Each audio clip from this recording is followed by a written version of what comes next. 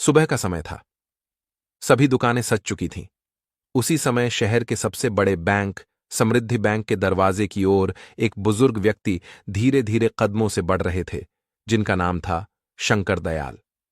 जैसे ही दरवाजे के पास पहुंचे, दरवाजे पर खड़े गार्ड ने उन्हें ऊपर से नीचे तक घूरा। उसकी नजरों में साफ साफ लिखा था, तुम यहां क्या करने आए हो? शंकर दयाल जी ने उसकी तरफ ध्यान नहीं दिया और धीरे धीरे कांच का दरवाजा धकेलकर अंदर चले गए। अंदर जाते ही कर्मचारियों और ग्राहकों ने उन्हें अजीब नजरों से देखने लगे। सब उन्हें ऐसे देख रहे थे जैसे कोई गलत जगह पर आ गया हो। वह धीरे धीरे चलकर काउंटर की तरफ बढ़े। एक काउंटर पर पूछताछ लिखा था, जहां सुनीता नाम की एक 30 साल की महिला बैठी थी। सुनीता अपने काम से ज्यादा अपने फोन में व्यस्त थी। उसके चेहरे पर एक अजीब सी अकड़ थी। शंकर दयाल जी ने बहुत ही विनम्रता से कहा, बेटी, मुझे बैंक से पैसे निकालने थे। सुनीता ने अपनी नजरों से घूर कर देखा। एक बूढ़ा आदमी, साधारण धोती कुर्ते में, पैरों में घिसी हुई चप्पलें। सुनीता ने मन ही मन सोचा, पेंशन के 2-4 हजार निकालने आया होगा। उसने बेरुखी से कहा, तो निकालो, मैं क्या करूं? जाओ उस काउंटर पर, बेटी चेक से निकालने हैं। सुनीता ने एक नकली हंसी हंसते हुए कहा, ओह, हो चेक से? कितने निकालने हैं? 1000, 2000? मुझे 10 लाख रुपए नकद निकालने हैं। ये सुनते ही वह जोर जोर से हंसने लगी। उसकी हंसी इतनी तेज थी कि आसपास के लोग भी देखने लगे। क्या कहा? 10 लाख रुपए? अरे चाचा, सुबह सुबह मजाक करने आ गए क्या? तुम अपनी शक्ल देखी है आईने में? जिंदगी में कभी इतने पैसे एक साथ देखे भी हैं? भिखारी कहीं के, चलो निकलो यहां से। मेरा और बैंक का टाइम खराब मत करो। शंकर दयाल जी का चेहरा अपमान से लाल हो गया। उन्होंने कांपती आवाज में कहा, बेटी, तुम ऐसी बातें क्यों कर रही हो? मेरा खाता इसी बैंक में है, तुम बस एक बार चेक तो देख लो। सुनीता अब चिल्लाने लगी थी, मुझे नहीं देखना कोई चेक वेक। तुम्हारी हिम्मत कैसे हुई इतने बड़े बैंक में घुसने की? ये बैंक तुम जैसे भिखारियों के लिए नहीं है। यहां शहर के बड़े बड़े लोग आते हैं। तुम्हारी तो औकात भी नहीं है यहां खाता खोलने की। पता नहीं कौन चपरासी था जिसने तुम्हारा खाता खोल दिया। चलो निकलो यहां से, वरना गार्ड को बुलाकर धक्के मारकर बाहर निकलवा दूंगी। शंकर दयाल जी हक्के बक्के रह गए। यह हंगामा सुनकर आसपास भीड़ जमा हो गई थी। सभी खड़े होकर तमाशा देख रहे थे। तभी बैंक मैनेजर मिस्टर वर्मा अपनी कांच की केबिन से बाहर निकला। मिस्टर वर्मा एक नंबर का घमंडी और चापलूस इंसान था। उसने दूर से ही माजरा समझ लिया। वर्मा ने कड़क आवाज में पूछा, क्या हो रहा है यहां? सुनीता, ये कौन हंगामा कर रहा है? सुनीता को जैसे और बल मिल गया। उसने चटकारे लेते हुए कहा, सर, देखिए ना, ये कोई भिखारी है। सुबह सुबह आ गया है और कह रहा है कि इसे 10 लाख रुपए कैश चाहिए। मैं इसे बाहर जाने को कह रही हूं तो यह जा ही नहीं रहा। मिस्टर वर्मा गुस्से में शंकर दयाल जी की तरफ बढ़ा। ए बुढ़े, सुनाई नहीं दे रहा तुझे? जब वह कह रही है कि यहां से जाओ तो जाता क्यों नहीं? यह बैंक है, कोई धर्मशाला नहीं जो कोई भी मुंह उठाकर चला आए। शंकर दयाल जी ने हाथ जोड़कर कहा, साहब, मैं भिखारी नहीं हूं, मेरा पैसा है। मिस्टर वर्मा ने अपना आपा खो दिया। उसने आगे बढ़कर शंकर दयाल जी को जोर से सीने पर धक्का दे दिया। निकल यहां से। धक्का इतना जोरदार था कि 60 साल के शंकर दयाल जी अपना संतुलन खो बैठे और लड़खड़ाकर धड़ाम से जमीन पर गिर पड़े। उनकी पासबुक और चेक हाथ से छूटकर दूर जा गिरे। उनके सिर में हल्की सी चोट भी आई। एक पल के लिए पूरे बैंक में सन्नाटा छा गया। फिर मैनेजर गार्ड पर चिल्लाया, देख क्या रहे हो? उठाओ इसे और बाहर फेंको। पता नहीं कहां कहां से आ जाते हैं बैंक का माहौल खराब करने। गार्ड ने लपक कर शंकर दयाल जी की बांह पकड़े और उन्हें घसीटते हुए बैंक के दरवाजे से बाहर कर दिया। शंकर दयाल जी ने पीछे मुड़कर देखा। सुनीता विजयी मुस्कान के साथ उसे देख रही थी।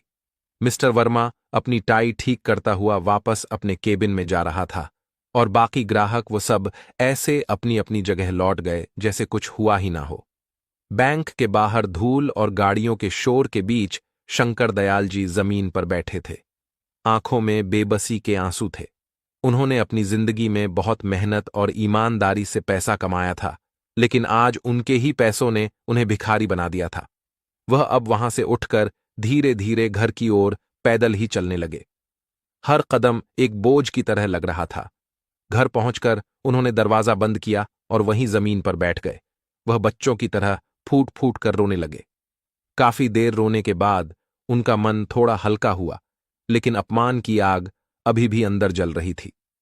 उन्होंने सोचा कि क्या उन्हें रोहन को ये सब बताना चाहिए। वह अपने बेटे को परेशान नहीं करना चाहते थे, लेकिन फिर उन्होंने सोचा, अगर मैं चुप रह गया तो उन जैसे लोगों का हौसला और बढ़ेगा। उन्होंने कांपते हाथों से अपना फोन उठाया और रोहन का नंबर मिलाया।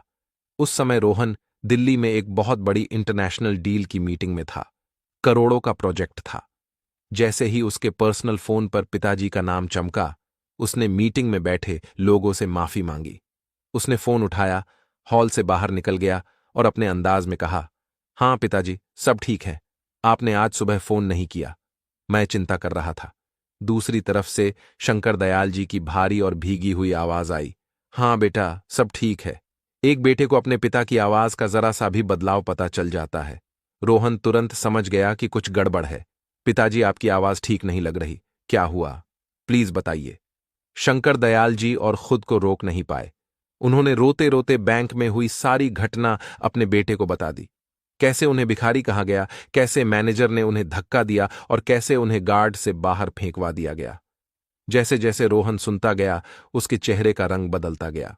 फोन पर शंकर दयाल जी की सिसकियां सुनकर उसका दिल टूट गया। पिताजी, आप बस शांत हो जाइए, प्लीज आप रोइए मत। मैं अभी आ रहा हूं। नहीं बेटा, तू अपनी मीटिंग कर। मैं ठीक हूं, बस मन हल्का करना था, इसलिए बता दिया। नहीं। रोहन की आवाज में एक ऐसी दृढ़ता थी जिसे कोई काट नहीं सकता था। कोई मीटिंग, कोई डील मेरे पिता के सम्मान से बड़ी नहीं है। मैं पहली फ्लाइट से वापस आ रहा हूं। आप बस दरवाजा बंद करके आराम कीजिए। अब जो भी करना है मैं करूंगा। रोहन ने फोन काटा और वापस मीटिंग रूम में गया। उसने सबसे माफी मांगी। बिना किसी और की सुने वह मीटिंग से बाहर निकल गया। उसने तुरंत अपने असिस्टेंट को मुंबई की पहली फ्लाइट बुक करने को कहा और अपनी कार से सीधा एयरपोर्ट के लिए निकल गया। रास्ते भर उसके दिमाग में अपने पिता का रोता हुआ चेहरा और बैंक कर्मचारियों के घमंडी चेहरे घूम रहे थे। रोहन ने मन ही मन फैसला कर लिया था, वह उन लोगों को सिर्फ सजा नहीं देगा, बल्कि उन्हें एक ऐसा सबक सिखाएगा जो वह अपनी पूरी जिंदगी नहीं भूल पाएंगे। और यह सबक वह अपने तरीके से सिखाएगा, शांति से, लेकिन पूरी ताकत से। देर रात जब रोहन घर पहुंचा तो उसने देखा कि उसके पिता सोफे पर ही बैठे बैठे सो गए थे। उनके चेहरे पर अभी भी उदासी और थकान थी। रोहन ने धीरे से उनके कंधे पर हाथ रखा। शंकर दयाल जी हड़बड़ाकर उठ गए। अपने बेटे को सामने देखकर उनकी आंखों में फिर से आंसू आ गए। रोहन ने उन्हें गले से लगा लिया। बस पिताजी, अब और नहीं। आप आराम कीजिए, कल हम एक साथ उस बैंक में जाएंगे। शंकर दयाल जी ने कहा, नहीं बेटा, अब हमें वहां जाने की क्या जरूरत है। मैं उस बैंक में अब कभी कदम नहीं रखूंगा। रोहन ने उनके हाथ पकड़ते हुए कहा, जाना होगा पिताजी। यह सिर्फ आपके अपमान की बात नहीं है, यह उस घमंड को तोड़ने की बात है। हमें जाना होगा ताकि आइंदा वह किसी और के पिता के साथ ऐसा करने की हिम्मत ना करे। और हम वैसे ही जाएंगे जैसे आप आज गए थे, बिल्कुल साधारण कपड़ों में। शंकर दयाल जी अपने बेटे के चेहरे पर दृढ़ संकल्प देखकर चुप हो गए। अगली सुबह रोहन ने एक साधारण सी कॉटन की पैंट और एक मामूली सी शर्ट पहनी। पैरों में उसने भी चप्पलें डाल लीं। रोहन ने अपने ड्राइवर को भी छुट्टी दे दी थी। उसने एक ऑटो रिक्शा रोका और दोनों बैंक की तरफ चल दिए। बैंक में आज भी वही माहौल था, वही चमक दमक, वही अमीर लोग। रोहन और शंकर दयाल जी जैसे ही अंदर घुसे, कल की तरह ही सबने उन्हें घूरना शुरू कर दिया। रोहन ने अपने पिता का हाथ कसकर पकड़ लिया, जैसे उन्हें हिम्मत दे रहा हो। वह सीधे उसी काउंटर पर गए जहां सुनीता बैठी थी। सुनीता आज भी अपने फोन में लगी हुई थी। रोहन ने बहुत ही विनम्रता से कहा, मैडम, हमें पैसे निकालने हैं। सुनीता ने नजर उठाकर देखा। कल वाला बूढ़ा आदमी आज अपने साथ एक लड़के को भी ले आया था। उसने रौब से कहा, ओह, तो तुम फिर आ गए। आज अपने बेटे को भी ले आए हो शिकायत करने। सुनो, यहां कोई सुनवाई नहीं होगी, चलो निकलो यहां से। रोहन मुस्कुराया, मैडम, हम शिकायत करने नहीं आए हैं, हम पैसे निकालने आए हैं। ये मेरे पिताजी का चेक है, प्लीज इसे प्रोसेस कर दीजिए।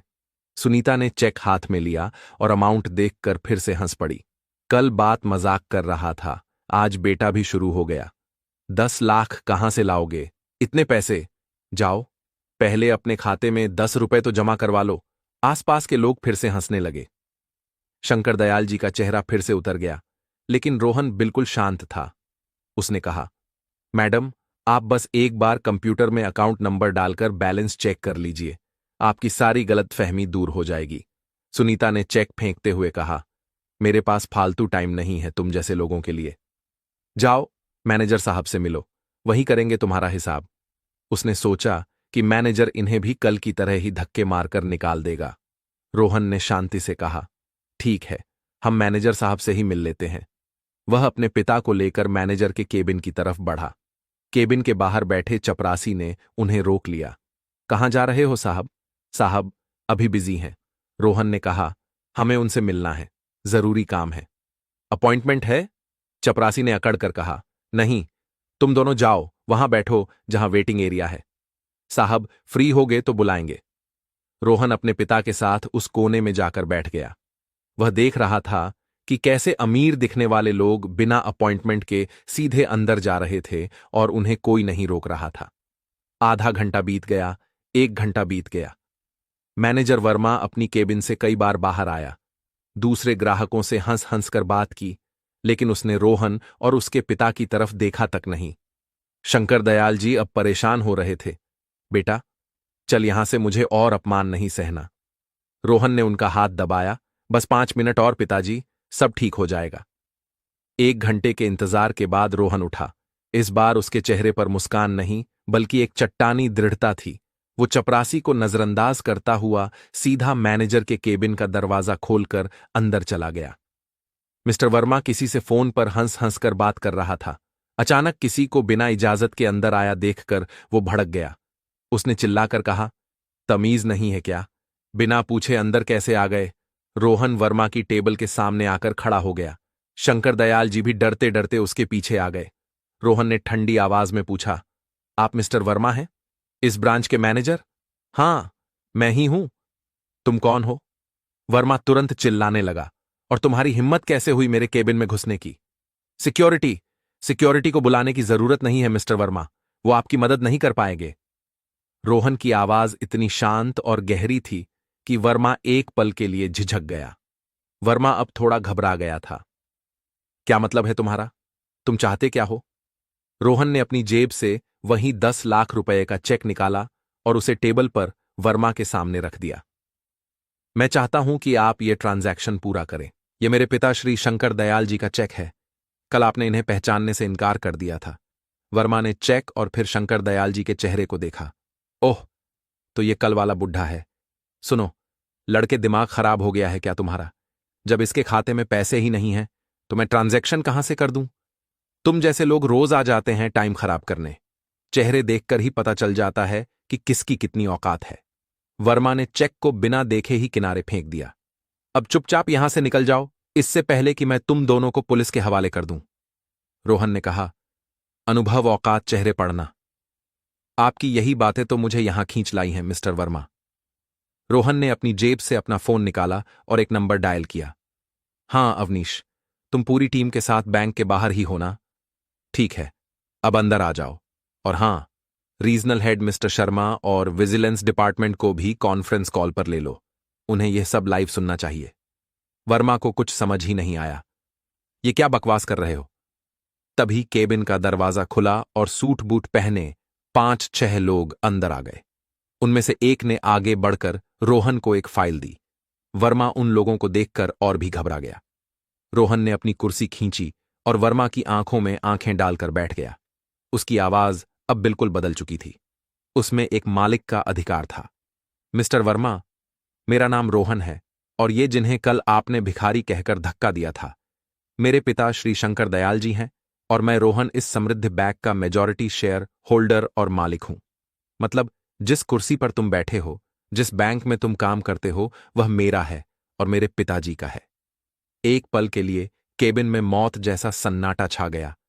ये सुनते ही मैनेजर वर्मा के पैरों के नीचे से जमीन खिसक गई। उसका मुंह खुला का खुला रह गया। माथे पर पसीने की बूंदें चमकने लगीं। उसे अपने कानों पर यकीन नहीं हो रहा था। बाहर काउंटर पर बैठी सुनीता भी यह सब देखकर हैरान थी। पूरा बैंक स्टाफ और ग्राहक अब केबिन की तरफ ही देख रहे थे। वर्मा कांपती आवाज में बोला, सर, आप मजाक कर रहे हैं? रोहन की आवाज गूंजी। मजाक तो कल आप लोगों ने मेरे पिता के साथ किया था, जब आपने उन्हें भिखारी कहा था, जब आपने उन्हें धक्का देकर जमीन पर गिरा दिया था, जब पूरी दुनिया तमाशा देख रही थी। रोहन ने अपने साथ आए एक आदमी को इशारा किया। उसने एक लैपटॉप खोला और उस पर कल की सीसीटीवी फुटेज प्ले कर दी। पूरी घटना एक एक पल साफ साफ दिख रहा था। सुनीता की हंसी, वर्मा का धक्का, गार्ड का घसीटना, सब कुछ। ये फुटेज अब से कुछ ही मिनटों में हेड ऑफिस और न्यूज चैनलों तक पहुंच जाएगी मिस्टर वर्मा, और आपकी बर्खास्तगी के पत्र भी तैयार है। वर्मा अब लगभग रोने वाला था। वह अपनी कुर्सी से उठा और सीधा शंकर दयाल जी के पैरों में गिर पड़ा। सर सर, मुझे माफ कर दीजिए। मुझसे बहुत बड़ी गलती हो गई। मैंने आपको पहचाना नहीं। मैं गधा हूं, मैं जानवर हूं। प्लीज मेरी नौकरी मत लीजिए सर। मेरे छोटे छोटे बच्चे हैं। शंकर दयाल जी का दिल पसीज गया। उन्होंने रोहन की तरफ देखा, लेकिन रोहन की आंखों में कोई रहम नहीं था। जब तुम मेरे पिता को धक्का दे रहे थे, तब तुम्हें भी अपने बच्चे याद नहीं आए? माफी? तुम माफी किस बात के लिए मांग रहे हो? मुझे और मेरे पिता को पहचानने के बाद, या उस अपमान के लिए जो तुम हर उस गरीब और साधारण दिखने वाले इंसान के साथ करते हो जो तुम्हारे बैंक में आता है? रोहन खड़ा हुआ और उसने सुनीता को अंदर बुलाने का इशारा किया। सुनीता डरते डरते, कांपते हुए अंदर आई। उसकी आंखों में आंसू थे। रोहन ने कहा, मैडम, आप तो चेहरे पढ़कर औकात बता देती हैं। बताइए, आज मेरे चेहरे पर आपको क्या दिख रहा है? सुनीता कुछ नहीं बोली, बस रोती रही। आप दोनों को सिर्फ इसलिए नहीं निकाला जा रहा कि आपने मेरे पिता का अपमान किया। आपको इसलिए निकाला जा रहा है क्योंकि आप उस कुर्सी के लायक नहीं हैं। बैंक का काम सिर्फ पैसे का लेन देन करना नहीं होता। उसका काम होता है लोगों को सेवा देना सम्मान के साथ, और आप दोनों ने इस बैंक के नाम और भरोसे को मिट्टी में मिला दिया है। रोहन ने अपने सीईओ की तरफ देखा और कहा, इन दोनों के टर्मिनेशन लेटर दो, और 7 गार्ड को भी।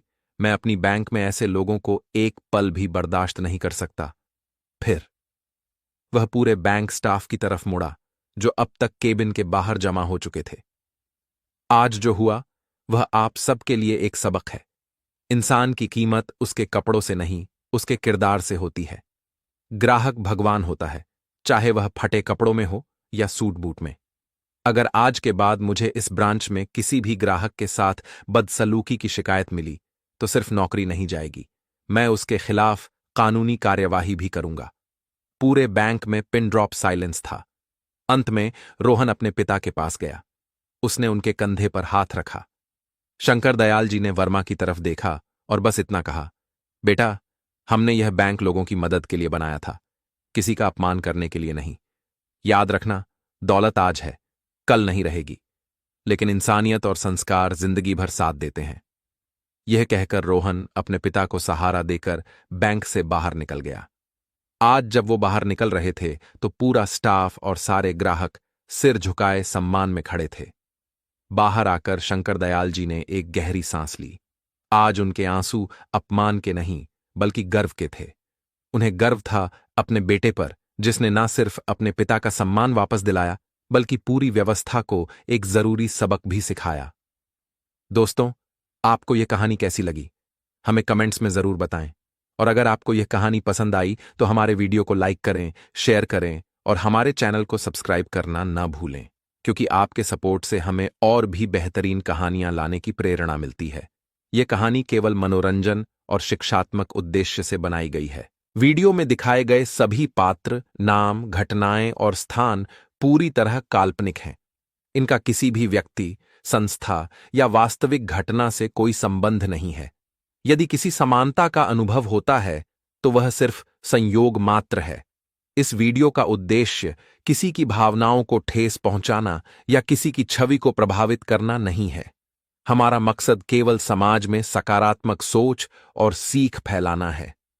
धन्यवाद।